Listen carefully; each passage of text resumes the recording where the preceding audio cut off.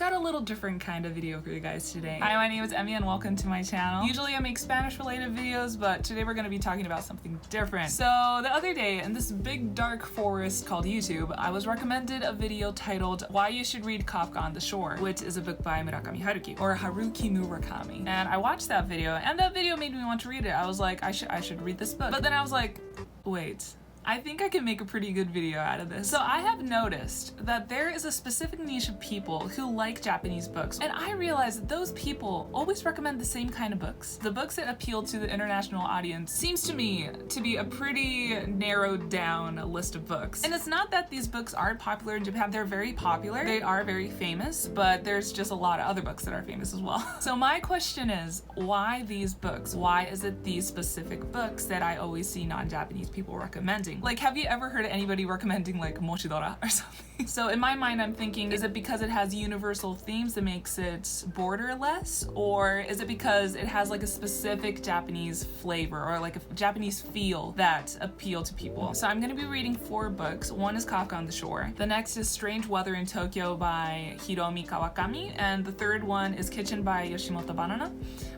Yoshimoto. And the fourth one is Convenience Store Woman by Sayaka Murata. So those are the 4 books I chose. I don't know, it's just the books that I thought that I heard a lot. You might disagree that these are the most popular books among foreigners, but personally, I've heard a lot of people talk about these. Okay, well, the book that is most recommended is definitely Norwegian Woods, I would say, but I have read Norwegian books before, actually. To be honest, I don't really read a lot of Japanese books, not because I don't like them necessarily, but because I make a very conscious effort to try and read English books because I'm very slow at reading English and I wanna speed up. But yeah, for this video, I'm gonna be reading these books. So yeah, let's try and find out why these books are so popular among foreigners. And I just want to clarify, because I've seen more than a couple people be a little bit confused in the comments about where I'm from, because I'm always saying that I'm Japanese, but I have an American accent. That's because I'm half Japanese and half American, but I grew up in Japan my whole life. I didn't go to an international school. I went to very normal Japanese schools, so I'm definitely more Japanese than I am American. No soy una gringa, baby. So I'm excited to read all these books and I'll take you along the ride. So yeah, let the challenge begin. Okay, the people who love Japan, there's a couple categories. There's the anime and the manga lovers. That's easy to categorize. And there's like the travelers who's been to Japan once and they're like, you don't know culture until you've gone to Japan. And there's the people who love Japan and the Japanese culture because it's so different. They're like, it's just so different, it's so weird, and I love that. And I feel like for Japanese books as well, that's the main attitude. It's very much quirky, it's very much I'm not like other girls energy. So I feel like it's gonna be more about the exoticness of Japan. I don't know, I'm gonna read them and then I'll give you my conclusion. But that's what I think it's gonna be. I think I'm gonna start by reading Strange Weather in Tokyo by Hiromi Kawakami. And I gotta say, the English cover is better. The English cover is iconic, isn't it?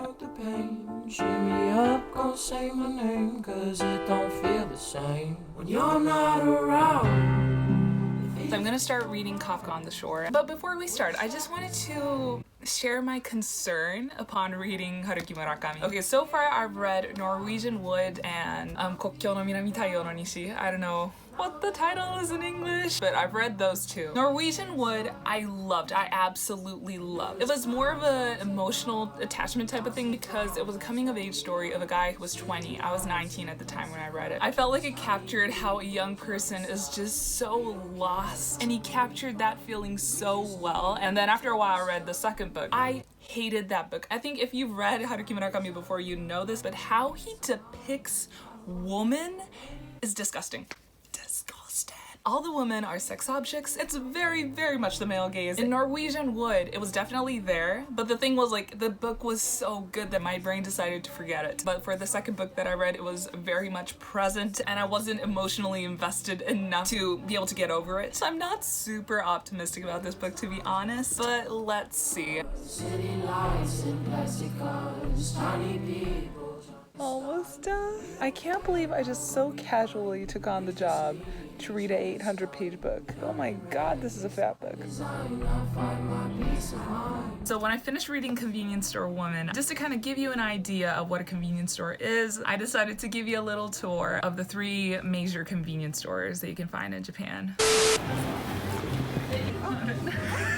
I want to let your followers know that there are different types of familas, and I measure their goodness when they have the tapioca milk tea, and they don't have it here. So this is a good famila. 7-Elevens, do we have in other countries now? Yeah, States, I've barely seen. thought it was Mexican. What they do best is the meat. That karage is my favorite thing ever. Okay. You could survive in a combini. Sure. Yeah. I've been for surviving. weeks, yeah. Welcome to Japan. Beautiful Japan.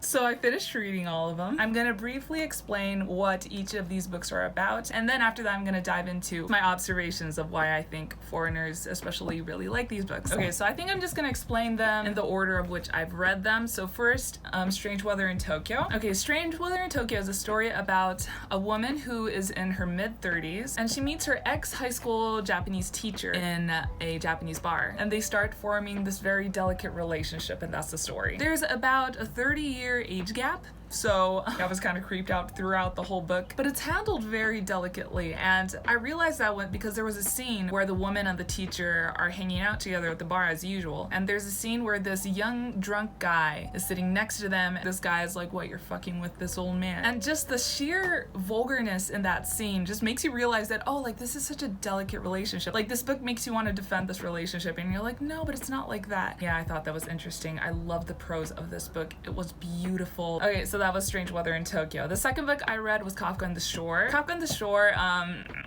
okay, but it's about a boy who's 15. He leaves home in Tokyo and he goes all the way to a place called Takamatsu. Half of the story is about that boy, and the other half is a story about this old man who can talk to cats. And then eventually those two cross paths. And yeah, it's weird.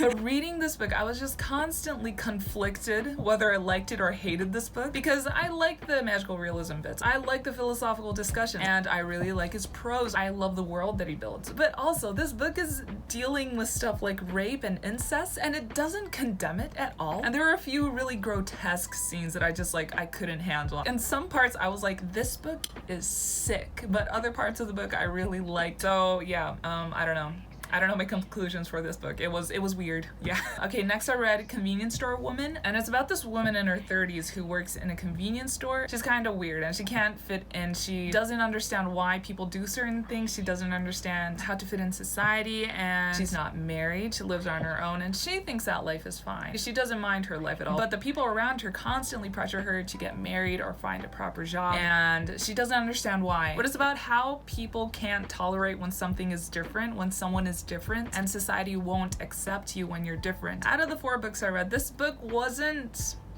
I didn't really like the prose. I didn't think it was outstanding, but just the message was so strong. This really felt like contemporary Japan. And the final book I read was Kitchen, and this one, oh, it was so good. I really liked this book. So Kitchen was a book about a young woman who had lost her parents when she was young and was living with her grandma ever since, and then she lost her grandmother and she's all alone. And this guy from her school who knew her grandmother invites her in his home with his mother, and they start living together. And it's about grief. It's about how the woman is processing the death of her grandmother. It's very short, but it's so poetic. I loved the prose. I don't know what else to say about this book. Yeah, so those were the 4 books I read. I liked all of them.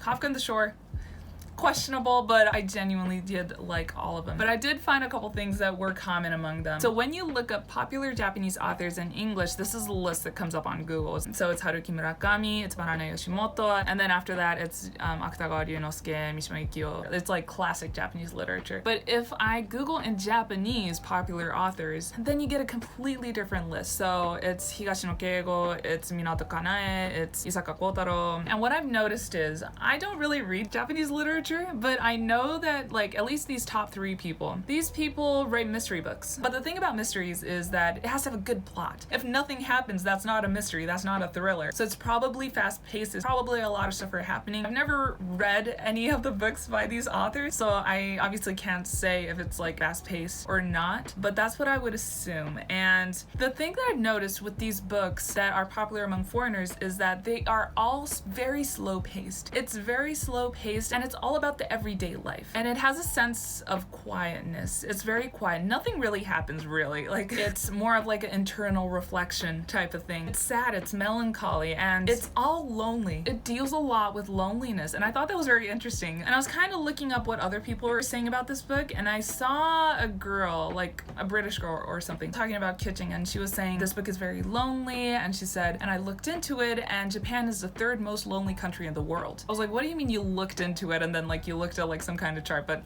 anyways, the point is we're a lonely country, but Japan is not the only lonely country. The second place was the UK, and like fourth or fifth was the States. We're all lonely people. And I feel like the slow-paced, like melancholy zen kind of feeling of these books kind of speak to a lot of people outside of Japan as well, because we're all lonely beings, and this kind of chronic loneliness depicted in these books kind of speaks to a lot of people in a way. And I think just that quiet, chronic loneliness mixed with the aesthetic of Japan, or like the exoticness of Japan, captures a lot of people. And next I do want to talk about the Japanese-ness of all these books, and I did note a couple things, because I think just that quietness, just like the zen-ness, is what people would expect of Japan or what Asia to be. So there's definitely that. And I think the Japanese concepts that are in these books are kind of easy to understand for foreigners as well. Like it's not too complicated, and I'll explain what that means later. For example, sensei, who comes up in Strange Weather in Tokyo. I think like if you like anime and stuff, then you kind of know the concept that we call teachers sensei. And convenience stores, that's something that people can understand and be like, oh, like that feels so Japanese. It's very tangible. Yeah, that's the thing. It's very tangible. It's a tangible culture that's there. And there's a lot of Japanese food that comes up. So it's like the concept of sensei, it's a convenience stores, it's Japanese food and the Japanese streets and like what it looks like and that kind of stuff. So it's all this kind of tangible Japanese culture, which is visual and it's not too hard to understand, and it gives like a Japanese feeling to the whole story. And the reason I say that is because, like, for example, there's not a book that's about like high school,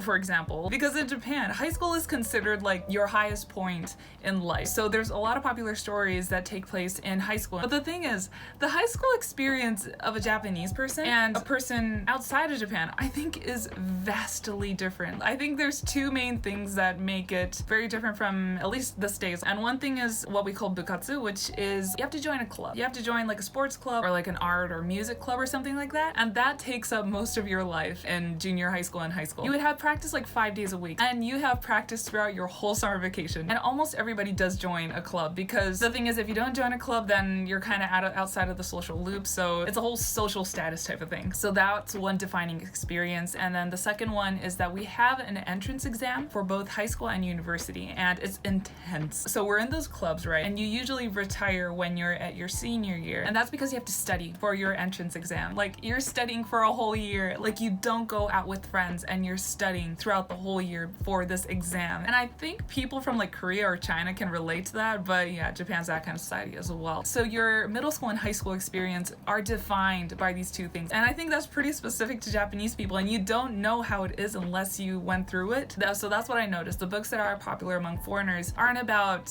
something too specific like that like only Japanese people would get. That's something that I noticed. So the things that make it feel Japanese is more about like the Japanese culture, or like what the city looks like, or like the road trip. And another thing that I thought was that Haruki Murakami he's in a different category. He doesn't feel like a Japanese author at all. Like he has a very global feeling, like a postmodernism type of feeling. Like there's not a lot of things that make you feel like this is a Japanese book, other than like the names and the place and the fact that it's written in Japanese. And maybe some themes like suicide and that kind of stuff are Japanese, but otherwise he feels very American. And like the cultural references that he makes, none of them are Japan. Like none of them are Japanese culture references. For example, he always makes a lot of references to music, but the music that he refers to isn't Japanese music. It's like jazz or classical music, or it's music that was popular in the 60s or 70s, like the Beatles, Led Zeppelin, Prince, Stevie Wonder, Nat King Cole, like those kind of people. Even just looking at the title of his books, a lot of them are a nod to these Western literature pieces or cultures. Like Norwegian Wood is from the Beatles song, Kafka on the Shore is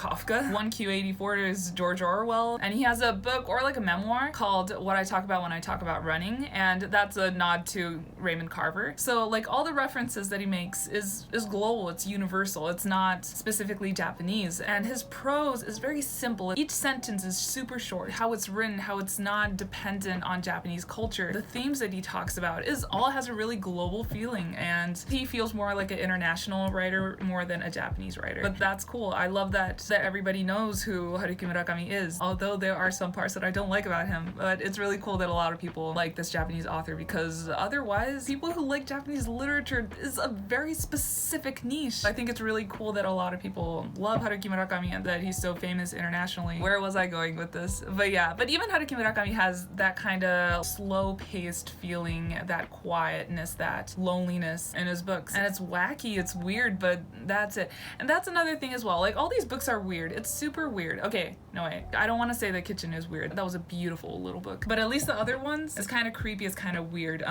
Especially Kafka on the Shore, that was weird. But I think because people have the notion of Japan as like the weird, quirky country, that kind of fits well in like people's stereotypes of Japan. And yeah, I have a clip of my friend Paulina talking about it because she's read Convenience Store Woman before, and we were talking about it, and she gave me her opinion on why she thinks foreigners resonate with this book.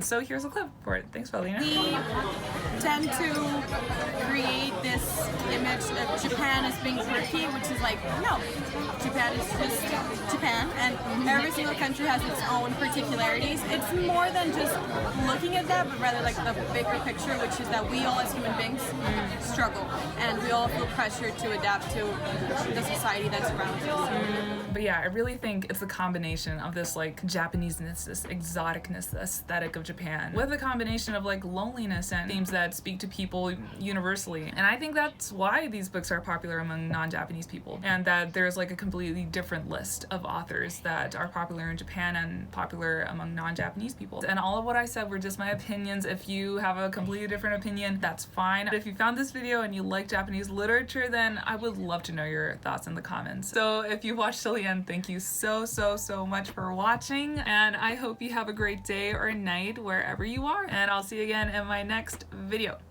Bye-bye!